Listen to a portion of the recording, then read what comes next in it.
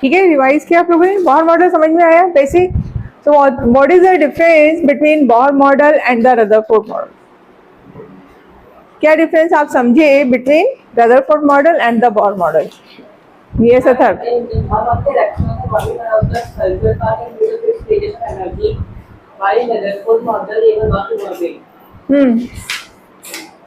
और बाकी लोग बोले क्या समझे बोहर मॉडल के बारे में, रदरफोर्ड के, और क्या डिफरेंस आपको मिला?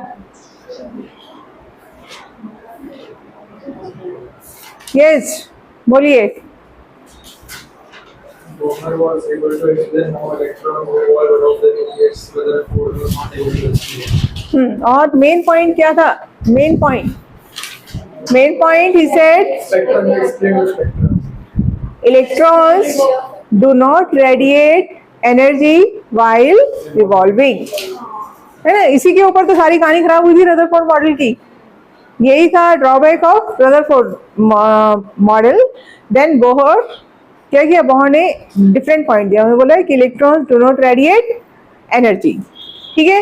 And then he gave many parameter so you can calculate many things. This is all theoretical, ठीक है? चलिए स्टार्ट करेंगे। ये क्वेश्चन रिपीट हो गया है, इसको स्किप कर सकते हैं, ठीक है? Now come to the question number 2। Competitive exam में मोस्टली आपको ऐसे ही क्वेश्चन मिलने वाले हैं। आप लोगों ने मॉड्यूल से भी क्वेश्चन अगर किए हैं तो आप समझ गए होंगे। चलिए स्टार्ट कीजिए। E1, what is the meaning of E1? Energy. Energy of helium ion is this, the E2 for the helium ion. What is the meaning of E2 Aditya here? Second shell का एनर्जी, ठीक है? तो second shell का energy आप find out कीजिए।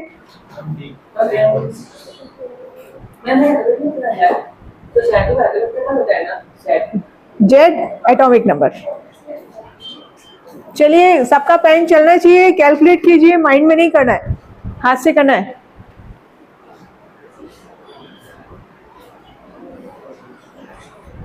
यहाँ फॉर्मूले लिखिए, है ना? माइंड में नहीं करना है, सिर्फ लिखने का पर्पस ये है कि आपको फॉर्मूले याद हो जाएंगे। Siddharth, what are you waiting for? Do it.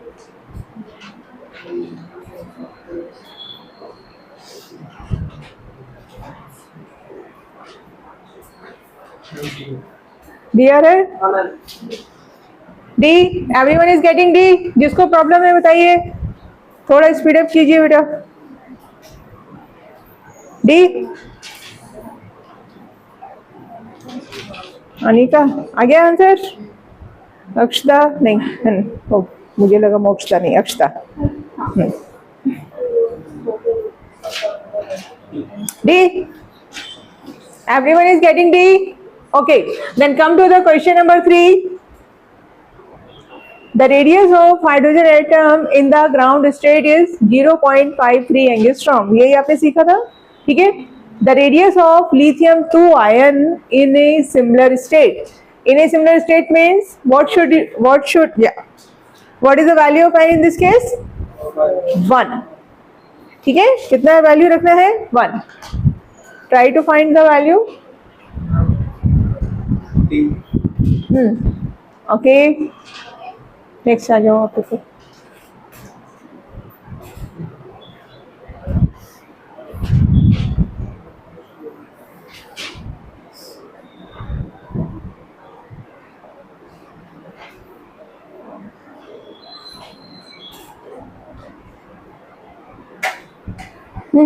कुछ प्रॉब्लम हो रही है?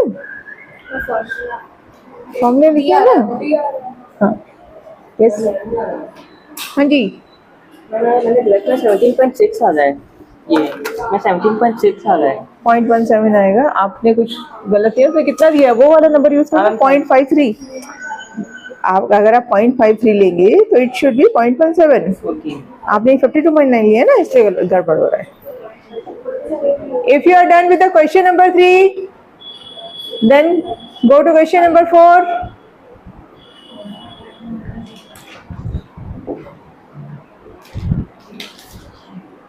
Everyone is done with the question number 3? Okay. Shortest wavelength of in the Lyman series. What is the meaning of shortest wavelength? ये ध्यान रखना है. Shortest wavelength का मतलब energy should be maximum. Energy is inversely proportional to wavelength. तो energy अगर आपको maximum चाहिए तो maximum का मतलब n should be infinite. n should be infinite. ये ध्यान रखिएगा बेटा, है ना. इस तरह के क्वेश्चंस बहुत आते हैं. Shortest wavelength का मतलब क्या हुआ? हाँ जी, सबसे कम वेवलेंथ है ना. तो आप यहाँ पर देखो E is equal to SC upon lambda. ठीक है, लैम्डा और एनर्जी क्या है? Inversely proportional. तो इट मीन्स आपका जो फॉर्मूला है लाइमन सीरीज का फॉर्मूला क्या हो जाएगा? 1 by lambda is equal to 109677. Okay, 1 upon n1 square minus यहाँ पर आप क्या लिखेंगे? इनफाइनाइट. और n1, what is the value of n1 for Lyman series? 1. Can you tell me the name of all the series? Lyman, Balmer, bracket, Fund. Lyman, Balmer, Paschen, bracket, Fund. Say it again. Lyman, ठीक है.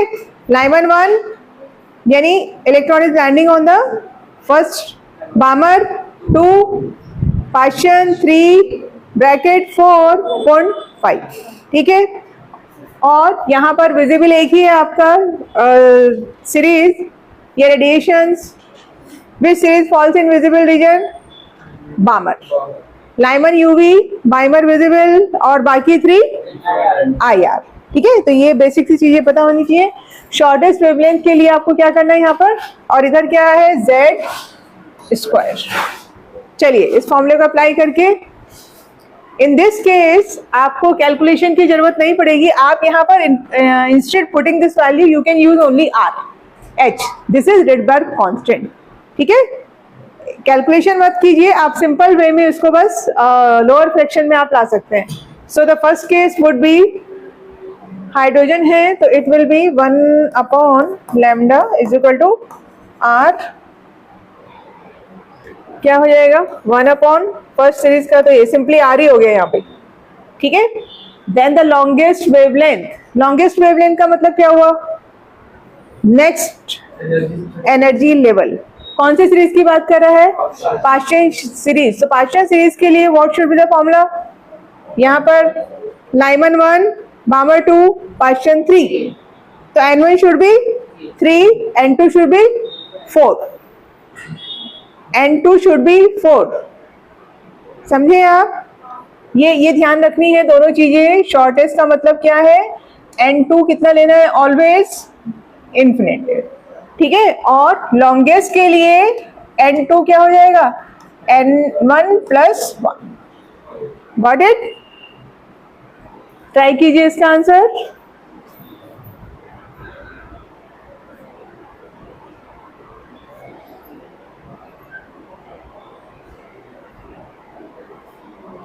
आपको ये इस केस में तो आपका ये R ही आएगा ना वैल्यू, या A है, it should be equal to A. तो यहाँ पर आपका 1 बाई A हो जाएगा.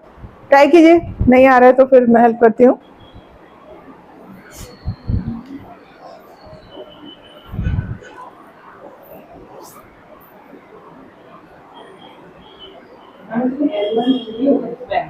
किसमें? पाश्चन. पाश्चन n1 3 होगा. लाइमन, बामर, पाश्चन n1 3 होगा और n2 4 हो जाएगा.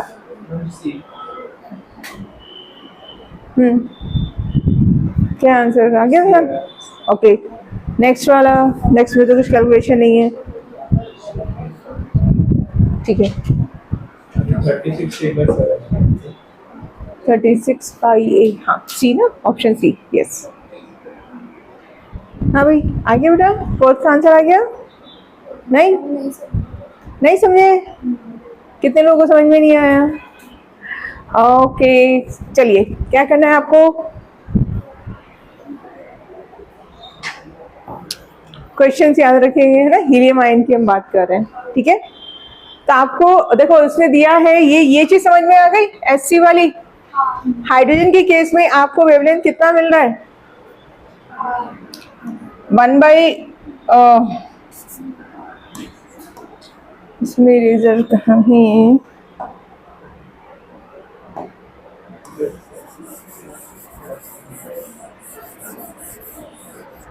बोर्ड पे आते हैं।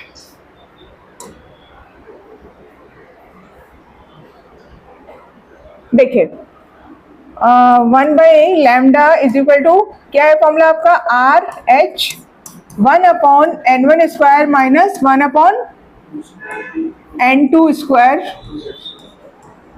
Into Z square. Let's talk about the hydrogen first. उसने हाइड्रोजन की बात की आपसे, ठीक है। व्हाट ही सेड, क्या बोला उसने? कौन सी वेवलेंथ है? Shortest wavelength, shortest lambda for hydrogen, ठीक है।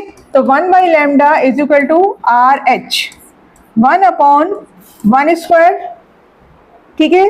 What we need to put for 2 infinite, और z अगेन हाइड्रोजन के केस में कितना है? 1। This is a case for hydrogen, ठीक है। तो यहाँ पर आपको ये सब तो आपका 1 ही हो गया, ठीक है। तो लैम्डा कितना मिला आपको? 1/RH, दैट क्लियर, ठीक है। Next we need to apply same formula for किसके लिए? हीलियम एंड पाश्चन सीरीज, ठीक है। तो पाश्चन सीरीज के लिए क्या हो जाएगा? 1/λ RH, ओके।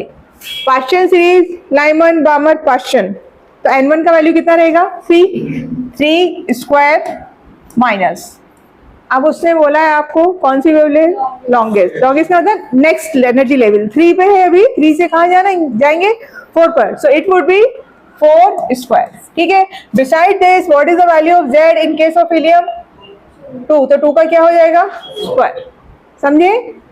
अब आप इसको सॉल्व कीजिए, क्या हो जाएगा? 16 माइनस 9 अपॉन 16 इंटू 9 इंटू 4, ठीक है। आगे आप सॉल्व कर सकते हैं, दोनों का रिलेशन निकालेंगे। आगे आंसर? चलिए कोई बात नहीं, इसीलिए प्रैक्टिस करनी जरूरी है। क्लियर है सबको? आगे सॉल्व करेंगे बेटा, आगे बता दूं? हो गया। ओके, चलिए वेरी गुड। आइए क्वेश्चन नंबर 5। क्वेश्चन नंबर 5 में आपको कुछ सॉल्व नहीं करना है, सिर्फ आपको आंसर बताना है। बोलिए।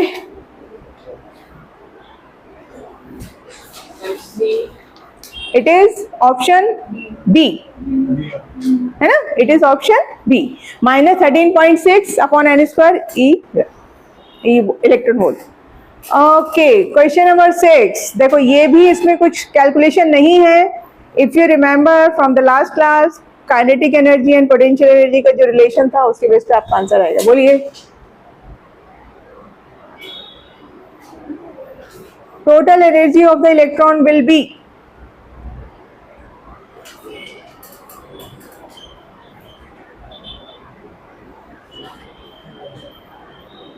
टोटल एनर्जी ध्यान है आपको? आपने क्या वैल्यू निकाली थी? Do you remember that formula? How to find the energy of a shell? -13.6 into Z upon n square. ये वही चीज है, कौन से फॉर्मूले से हमने निकाला था? नहीं, किस Z स्क्वायर, ये वाला एनर्जी वाला Z स्क्वायर।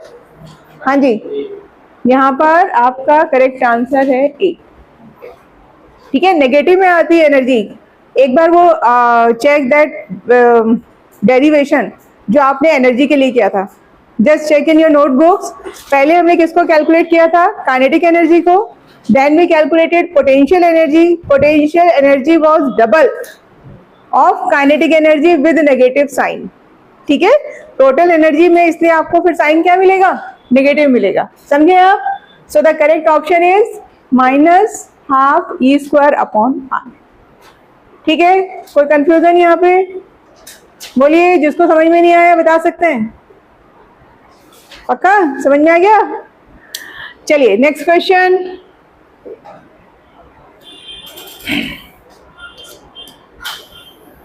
आइए, टाइम पीरियड, बहुत आसान क्वेश्चन है। फॉर्मूला आप देखिए,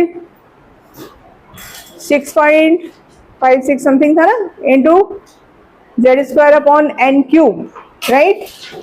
देखिए टाइम पीरियड का था, फ्रीक्वेंसी का था, फ्रीक्वेंसी, तो उसका रिवर्स हो जाएगा आपका क्या, टाइम पीरियड, है ना। फ्रीक्वेंसी का रिवर्स क्या हो जाएगा बेटा, टाइम पीरियड।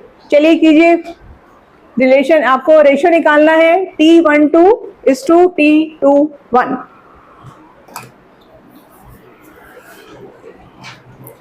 क्वेश्चन समझ में आया? Let's see. See.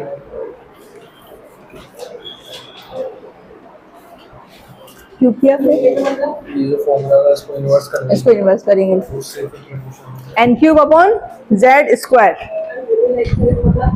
यूनिलैक्ट्रॉनिक, कौन सा?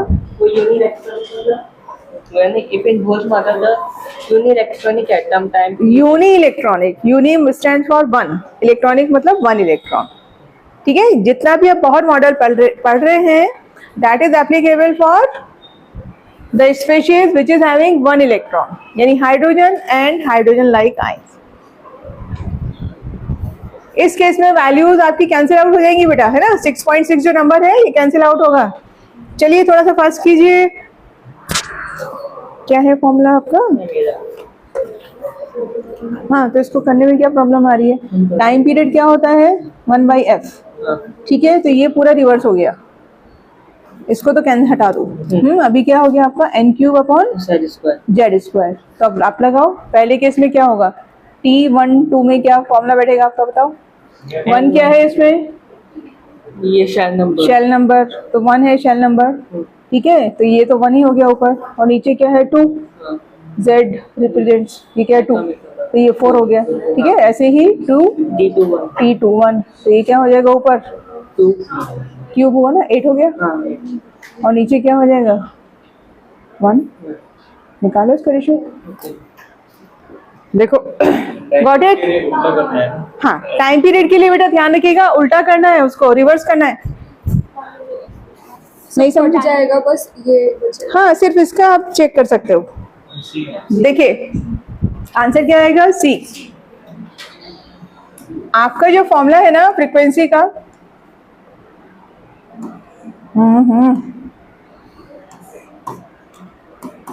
यहाँ पर कुछ 6 पॉइंट समथिंग नंबर है, इनटू क्या है आपका जेड स्क्वायर ना, Z square upon N cube, ये है, ठीक है। So in this type of questions remove this value. आप सिंपली क्या करेंगे, टाइम पीरियड क्या हो जाएगा, N cube upon Z square, ठीक है। तो फर्स्ट केस में वैल्यू निकालिए T12, 1 क्या है आपका शेल नंबर, राइट। T12 क्या हो जाएगा बेटा, T12, 1 क्या है आपका शेल नंबर, तो 1 हो गया, और 2 इज द एटॉमिक नंबर, तो ये यहाँ पर क्या हो गया value 4। In the second case apply this, क्या हो जाएगा सेकेंड केस में, T21 क्या हुआ 8 अपॉन 8 ही होगा ना ये, हाँ, और ये आपका 1। अब आप इसका रेशियो निकाल दीजिए, ठीक है। So what is the answer, 1:32। Now come to the question number 8। इसमें भी कुछ कैलकुलेशन नहीं है। टोटल एनर्जी बोलिए, क्या है आंसर, सी। टोटल एनर्जी आपको दिया हुआ है, काइनेटिक एनर्जी पूछा है तो सेम रहते हैं, साइन आपका अलग रहेगा, ठीक है। ओके, आइए स्पेक्ट्रम ऑफ लिथियम, बहुत आसान क्वेश्चन है। Why not beryllium, beryllium ion would be given, तब वो एक आंसर आपका हो सकता था, ठीक है। क्योंकि यहाँ पर कंडीशन ध्यान रखिए, what is the condition, what we need only 1 electron. क्या चाहिए आपको, 1 इलेक्ट्रॉन। तो यहाँ पर 1 इलेक्ट्रॉन किसके पास है, सिर्फ हाइड्रोजन के पास है, ओके। चलिए, ionization energy of helium is 19.6 into this joule per atom. Energy of first stationary state of lithium 2 ion, ये बेसिकली देखिए आयोनाइजेशन एनर्जी और the energy of the shell is the same thing. This is the energy, समझे आप। देखो हमने क्या सीखा power model से, electron is moving in a orbit और उसका आपका क्या है, एनर्जी कैसा है, कांस्टेंट है, ठीक। That energy if you provide same amount of energy to the atom, electron would come out. समझे, ionization energy is the energy required to remove an electron from the atom. समझे आप बात। तो basically it is considered as the energy of the shell. तो helium का उसने दिया है और आपको किसका निकालना है, लिथियम का। फॉर्मूला याद है, क्या फॉर्मूला लगाएंगे, -2. इसलिए तो यहाँ पे आपको वैल्यू दी हुई है, अदरवाइज फॉर्मूला क्या है, -2.18 इंटू Z/n²। करिए, ट्राई कीजिए।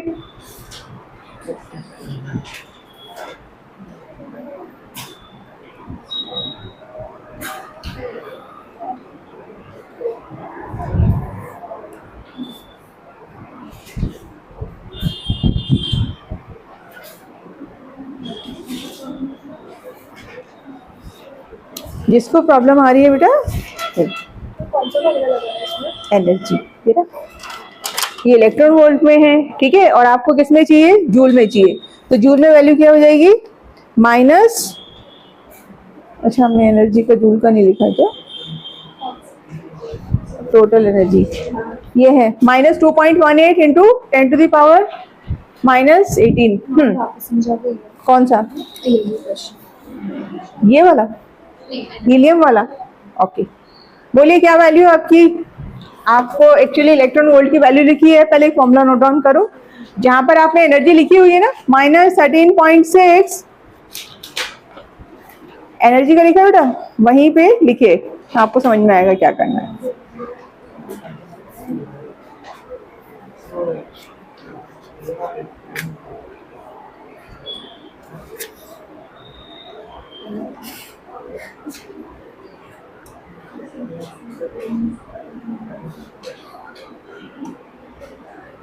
देखिए आपने जो सीखा है वो क्या सीखा है, En इज इक्वल टू -13.6 क्या है, Z/n², राइट, ये नेगेटिव है इधर, इनटू इलेक्ट्रॉन वोल्ट्स पर एटम। पर एटम ये है आपका, किसमें यूनिट है ये, इलेक्ट्रॉन वोल्ट, लेकिन Z² है, मैं गलती करती हूँ हमेशा इसमें, हाँ Z², ठीक है। अब आइए आप इसमें एनर्जी ऑफ द शेल, तो ये हो जाएगा -2.18 इंटू 10⁻⁻18, ठीक है, इंटू Z²/n²। ये है बेटा आपका जूल पर एटम। क्या है ये, जूल पर एटम, समझे। इलेक्ट्रॉन वोल्ट को किसमें चेंज किया है, जूल में चेंज किया है। कैसे करते हैं आपको पता है, 1.6 इंटू 10⁻⁻19 से मल्टीप्लाई करेंगे तो वही काम किया है। तो ये डायरेक्ट आप फॉर्मूला अप्लाई कर सकते हैं, ठीक है, समझ में आया। अब जो आपका क्वेश्चन है उसमें आपको यही फॉर्मूला अप्लाई करना है, ठीक। फर्स्ट चीज उसने, फर्स्ट पार्ट में क्या दिया उसने, ionization energy of helium. Helium का वैल्यू आपको दिया हुआ है by using the same formula, ठीक है। The energy of first stationary state of lithium, आप डायरेक्ट भी लगा सकते हैं उसको। लिथियम का करना है आपको फर्स्ट का, तो Z का वैल्यू क्या हुआ, 3 हो जाएगा, है ना। तो आप यहाँ से निकाल सकते हैं 2.18 इंटू 10⁻⁻18 इंटू 9/1। देखिए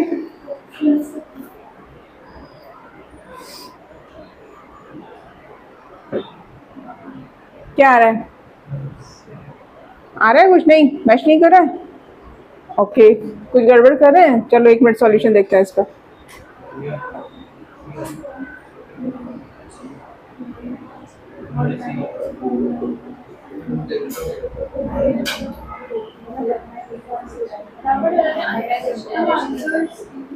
देखो आयोनाइजेशन एनर्जी का मतलब क्या हुआ, this is the energy required to remove electron from the,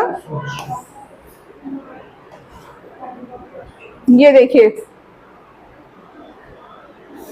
helium ion is the E1, hydrogen का जो एनर्जी आएगा इनटू Z1 स्क्वायर, ठीक है।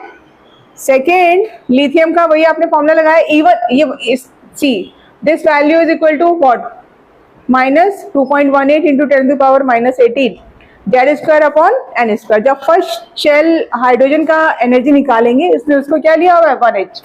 डिफरेंस क्या आ रहा है, जेड स्क्वायर करना है आपको।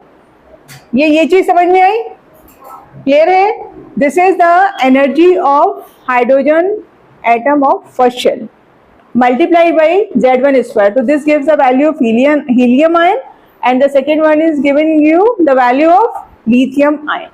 अब आपको ये काम करना, देखो उसने क्या किया, उसने सिर्फ बताइए क्या किया है, डिवाइड किया है लिथियम अपॉन हीलियम। क्या किया उसने, समझे आप। Suppose this is the equation 1, okay आप ऐसे समझिए, this is the equation 1 and this is the equation 2. So in this case equation 2 is divided by equation 1. समझे। तो क्या हुआ आपका, lithium ion equal to helium ion multiplied by Z/2 and this. जो मैंने आपको तरीका बताया उससे नहीं कर सकते हैं क्योंकि उसने आपको किसके कॉन्टेक्स्ट में दिया है, हीलियम आयन के कॉन्टेक्स्ट में दिया है, इसलिए वहां पर आंसर आपका करेक्ट नहीं आएगा, ठीक है। बोलिए भाई क्या डाउट आ रहा है, यस रिहान क्या डाउट आ रहा है।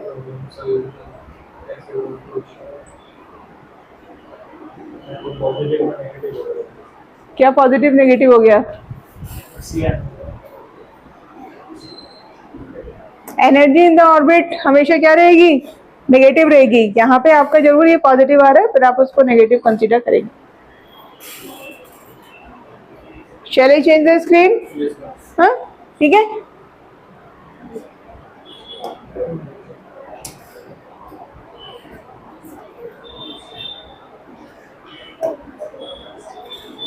चलिए भाई, question number 11, the wavelength of the radiations emitted when in a hydrogen atom electron falls from infinity to stationary state। फटाफट से आंसर आने चाहिए, no calculation in this question.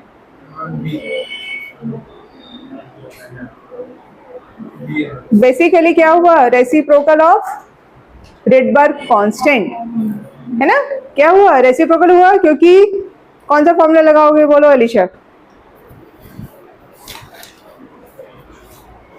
कौन सा फॉर्मूला अप्लाई करेंगे, बोलिए। ट्रांजिशन के केस में which formula we need to apply,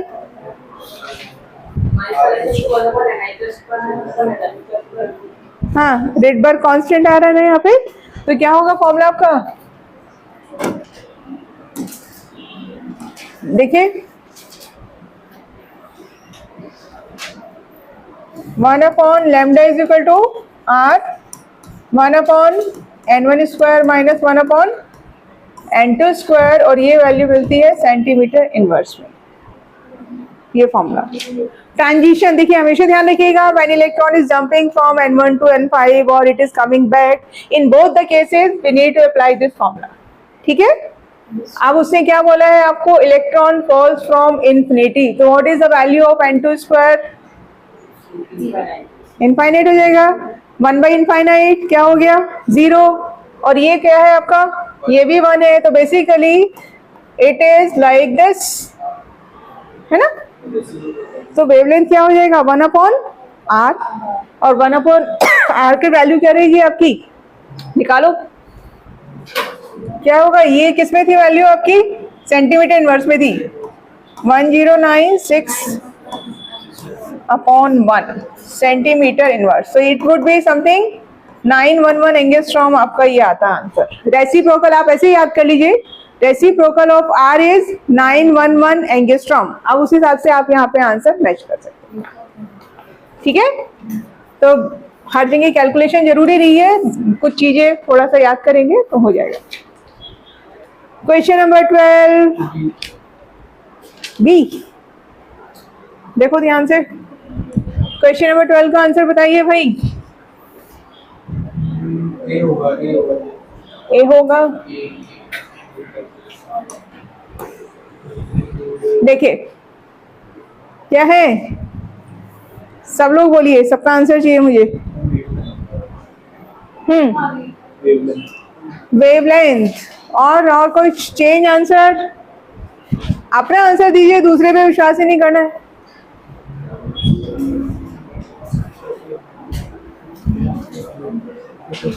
what is the formula of energy? What is the formula of energy? Photon, photon का एनर्जी एच बाई लैम्डा। अब देख लीजिए उसमें क्या क्या टर्म आ रहे हैं, है ना? क्या आ रहा है? फॉर्मूला क्या है आपका? E is equal to H C over lambda और एच न्यू। अगर यहाँ पर वेवलेंथ और फ्रीक्वेंसी वुड बी गिवन, तो frequency is also correct. Energy of a photon या radiation depends on frequency and wavelength, दोनों कैसे? Inversely proportional. ठीक है, एम्पलीट्यूड और टेम्परेचर वगैरह ये सब नहीं है बेटा। नाउ नेक्स्ट, चलो भाई फिर से लाइमन सीरीज आ गई। If the sorry, series limit of wavelength, what is the meaning of this word series limit? सबसे सीरीज लिमिट हो गई बेटा, खत्म हो गई, तो फिर से क्या हुआ? इन्फिनिटी हो जाएगा। N2 का वैल्यू क्या हो जाएगा? इन्फिनिटी। वेवलेंथ मैक्सिमम, है ना? ठीक है, series limit of wavelength of Lyman series for hydrogen is this, and then the series limit of wavelength of Balmer series. तो ये तो आप करके दिखा सकते हैं, मुझे कर लिख के करना है। लाइमन सीरीज का फॉर्मूला अप्लाई करो। N1 की वैल्यू कितनी है लाइमन के लिए? 1, N1 1, N2 infinity. Same case आपको लेना है बामर सीरीज के लिए, एंड दोनों case is applicable for hydrogen. फॉर्मूले थोड़ा सा प्रैक्टिस कीजिए for each question. I know you remember the formula, but still right it.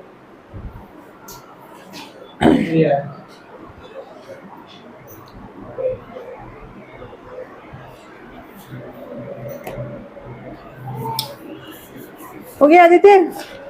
लिखे करिए, कोई बात नहीं।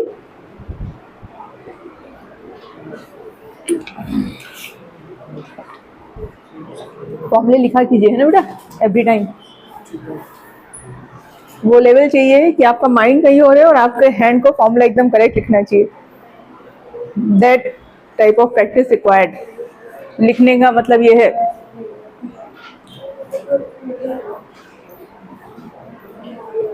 हो गया? हो गया? 2 इक्वेशन बनाइए और उसको इक्वेट कर दीजिए, बस उतना ही काम करना है। The wavelength of Balmer series, बामर series का आपको वेवलेंथ पूछा है उससे।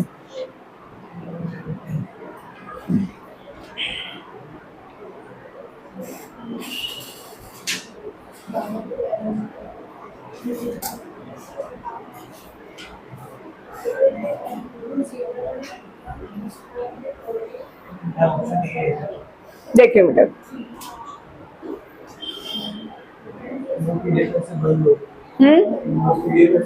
बंद हो गई हो, फिर से खोलना पड़ेगा।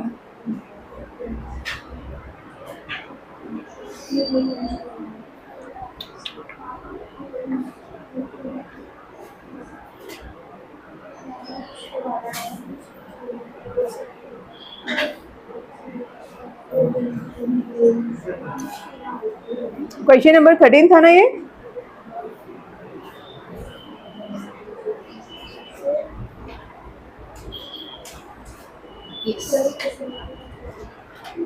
ये है आपका ऑप्शन ए।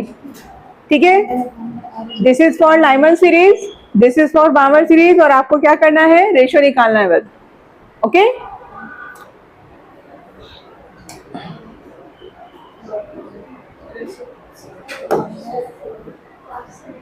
डन। चलिए क्वेश्चन नंबर 13, 15 पे आके ब्रेक लेते हैं, फिर थोड़ा पढ़ के फिर वापस आएंगे इधर। क्वेश्चन नंबर 14, 15 नहीं 14। Last line of Lyman series of hydrogen has wavelength lambda 1। Last line का मतलब फिर आप समझे क्या हुआ? लास्ट लाइन,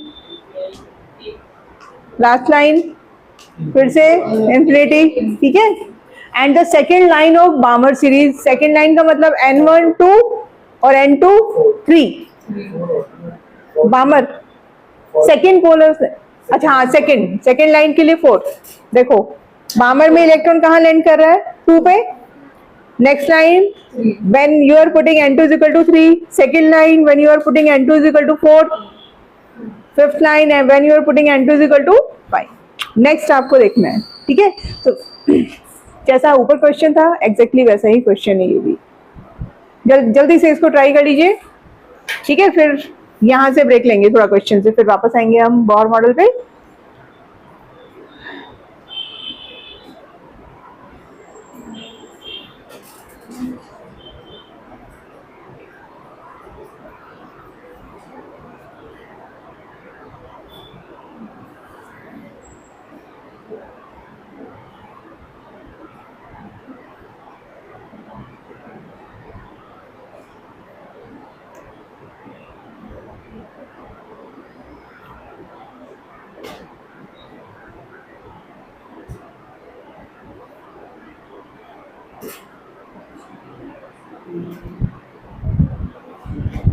सिद्धार्थ आपको समझ में आ रहा है, हो रहा है, आंसर आ रहे हैं, क्वेश्चन सॉल्व हो रहे हैं तो? हाँ जी, ठीक चल रहा है? कुछ हेल्प कर दूं?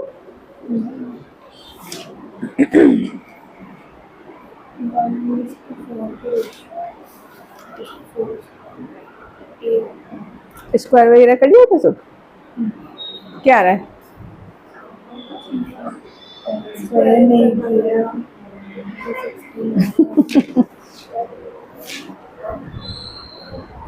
Yes, did you get answer?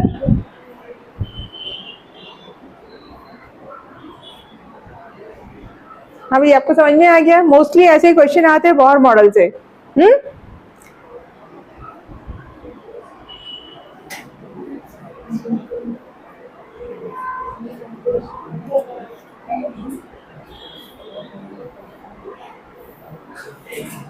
ये लीजिए, क्वेश्चन नंबर 14 का आंसर है आपका डी, ठीक है। क्या करना है आपको? This is for the Lyman series और ये है बामर सीरीज। बामर सीरीज की सेकेंड लाइन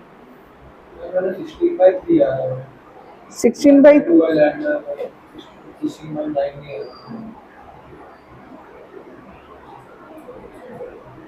9 कहाँ से रखा है इन्होंने? 9 तो फॉर्मूले में नहीं आ रहा कहीं पे, राइट?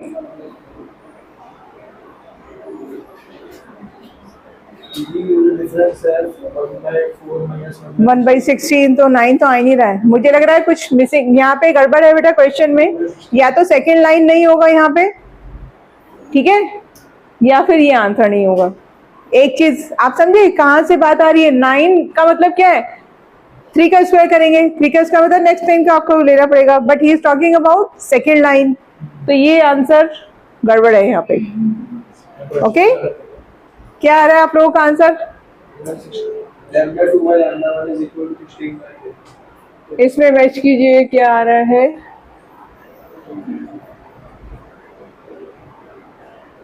इसमें तो फिर कोई भी नहीं है। अच्छा, एक चीज और ट्राई करो, यहाँ पे फिर आप इसको सेकेंड लाइन को रिप्लेस करके फर्स्ट लाइन करके देखो, है ना। एक बार ये ट्राई और कर लीजिए जल्दी से। क्या करना है आपको? जो आपने लिया था सेकेंड लाइन, 4 के बेस पे क्या कीजिए? 3, then try to find the answer.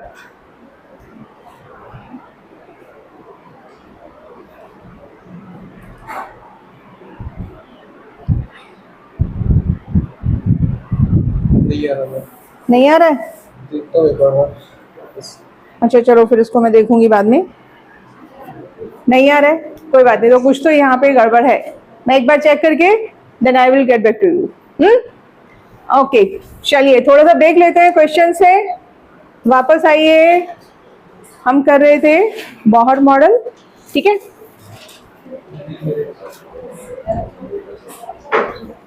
अच्छा, एक फॉर्मूला पहले और सीख लीजिए। क्या है आपका? ट्रांजिशन जो हमने सीखा था बेटा, 1/λ, ट्रांजिशन ऑफ इलेक्ट्रॉन, ठीक है, इन हाइड्रोजन स्पेक्ट्रम। क्या है फॉर्मूला था? Rydberg constant 1/n1² minus 1/n2² z² centimetre inverse. ठीक है, क्लियर। अब इसी फॉर्मूले को अगर आपको एनर्जी की फॉर्म में लेके आना है, यानी अकॉर्डिंग टू बोहर, ये और Bohr model basically it's a kind of same thing, यही फॉर्मूला हम बोहर मॉडल में भी अप्लाई करेंगे इन टर्म्स ऑफ एनर्जी। ठीक है, तो क्या हो जाएगा, विच इज, देखो बोहर मॉडल से हमने क्या सीखा, delta E is equal to E2 minus E1। ठीक है, E2 minus E1 when electron is going from lower level to higher level or it is coming down, we can find the difference in the energy of two shells। ठीक है, तो इस केस में आप delta E का formula क्या note करेंगे, delta is equal to 2.18 into 10 to the power minus 18, ठीक है, 1 अपॉन एन आई स्क्वायर। अब मैं 1 और 2 को रिप्लेस कर रही हूँ आई इनिशियल, ठीक है, minus 1 upon N F square and this is in joule. ठीक है, समझ में आ गई बात। So what is this delta E, ये डेल्टा ई आपको क्या बता रहा है। अब इनिशियल का मतलब initial shell of the electron, हो सकता है कि इनिशियल आपका 5 हो and electron is coming back to the final level, क्या हो गया 3। In that situation, if it is jumping from 5 to 3, will it emit energy or will it absorb energy? Higher से लोअर आ रहा है तो क्या करेगा, एनर्जी एमिट करेगा। इन दैट सिचुएशन ऑटोमेटिकली आपको यहाँ पे नेगेटिव साइन आएगा, क्योंकि इनिशियल क्या हुआ उस केस में 5, फाइनल क्या हो गया 3। रिवर्स कंसीडर कीजिए, if electron is at the level number 1 and it is moving to the level number 4, so 1 से 4 पे जाने के लिए it will absorb energy, तो if you applying the same formula you will get positive sign। ठीक है, तो conclusion क्या है हमारा कि इस फॉर्मूले को आप याद करेंगे, whether electron is going up or it is coming down, sign automatically आपका आ जाएगा। समझे आप बात, ठीक है। if delta E would be positive, इसका मतलब क्या है, एब्जॉर्प्शन। ठीक है, क्या कर रहा है, इलेक्ट्रॉन एनर्जी एब्जॉर्ब कर रहा है, यानी it is going N1 to, okay. चलिए फॉर्मूला बेटा याद है आपको, कौन सा लगाना है यहाँ पे, delta E is equal to minus 2.18 into 10 to the power minus 18 N initial square minus N final square. तो ये जो साइन है ऑटोमेटिकली आपका आएगा। ठीक है, और आंसर किसमें मिलेगा आपको, जूल में। तो पहले डेल्टा ई निकाल के बताइए मुझे क्या वैल्यू मिली।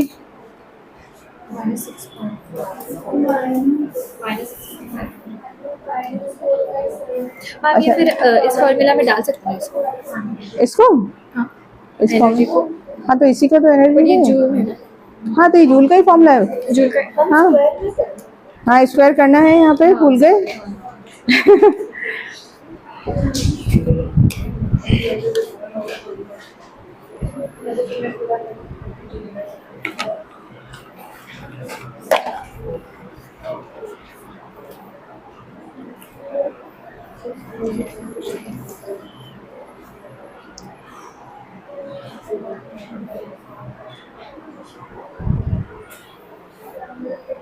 इनिशियल कितना रखना है बेटा यहाँ पे, what should be the value of Ni, क्या रखा आप लोगों ने 5, है ना। इनिशियल लेवल जो है वो 5 है, so it will be 2.18 into 10 to the power minus 18 into 1 upon 25 minus 1 upon 4।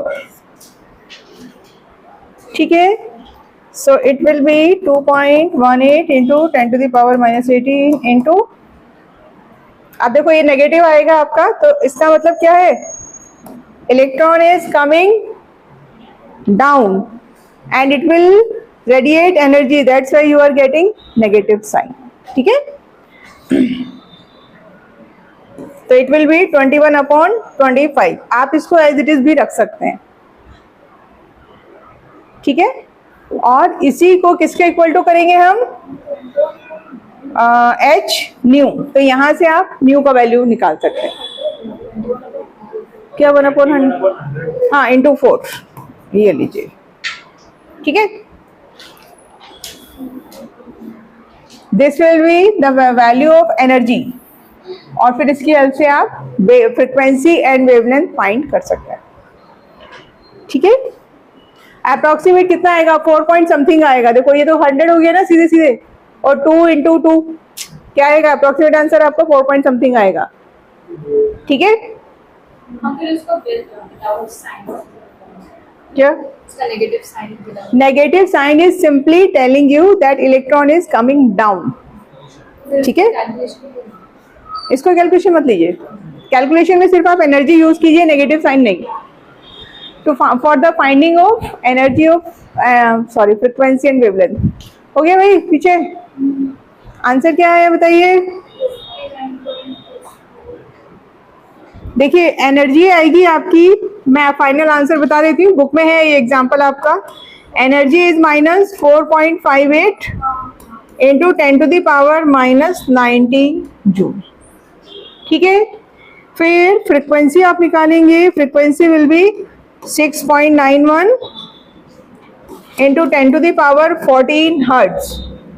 कौन सा फॉर्मूला लगाएंगे, E is equal to H nu. तो बेसिकली इसको आपको प्लैंक कांस्टेंट से डिवाइड करना है, ठीक है। Wavelength should be 434 nanometre, C by lambda. कौन सा फॉर्मूला लगाएंगे इसके लिए, lambda is equal to C upon frequency.